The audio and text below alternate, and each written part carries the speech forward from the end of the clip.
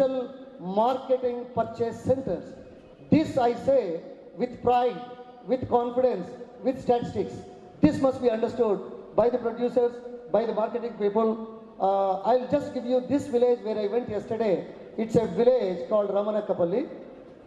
Till 2004, until we came to power, there were about 61 people getting pensions of 75 rupees.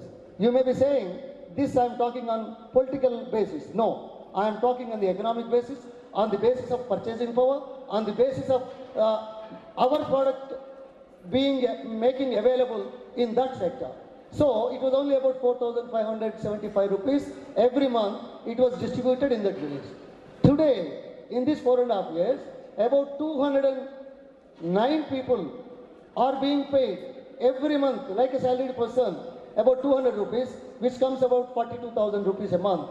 That's not it.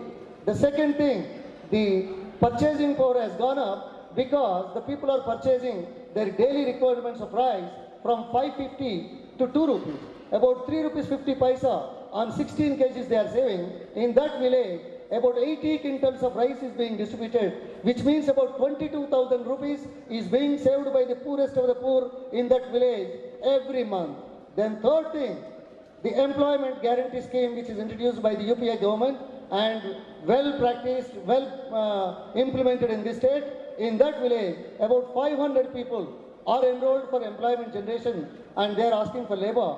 Till today, in 7 months, this financial year, about 22 lakh rupees are spent in that village. For every month, it's coming little more than 3 lakh 13,000 rupees every month. So add them together, which is coming around 3 lakh 83,000 rupees. It's distributed in a farthest village where earlier in 2004, prior to this government came, only 4,000 rupees were distributed. That is the gap between 4,500 to almost 3 lakh 83,000. Who are these people? They're all pensioners, 200 rupees. They're all the laborers who make 80 rupees a day, and they're not going to buy your refrigerators. They're not going to buy your appliances. They're not going to buy your motor cars. They're not going to buy your motorcycles. That money, that purchasing power is available in the rural sector in one village every month to the tune of 4 lakhs compared to 4,000 that will go into their basic minimum needs. Here is a challenge for our industry people to focus their attention to reach those people where our product can be sold and where you don't have to depend much on some external agencies to promote, to help, to progress.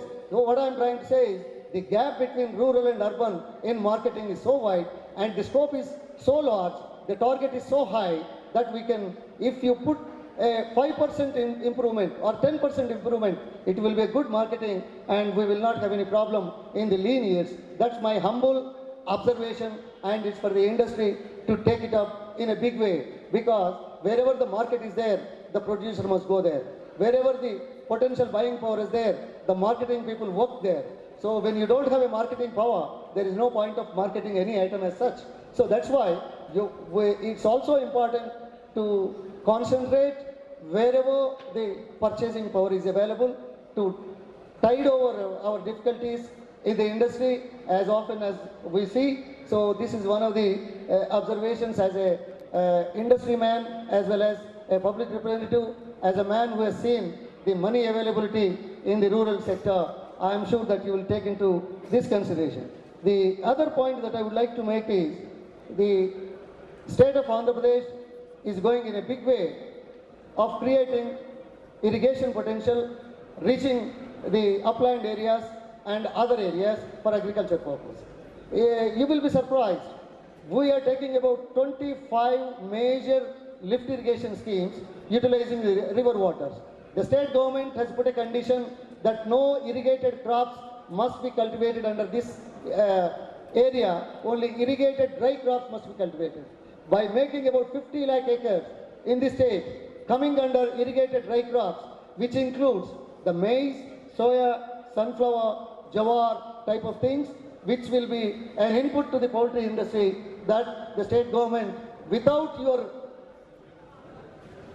representation or without your planning, the state government is bringing 50 lakh acres in the next few years for cultivating irrigated dry crops, which will help this industry. Please keep this in mind and see the marketing side and the production side, any imbalances, we should be able to sustain and equate, but at the same time, the government is ready to help to any extent, whatever is required, provided that the industry comes forward with the reasonable and practicable solutions and problems.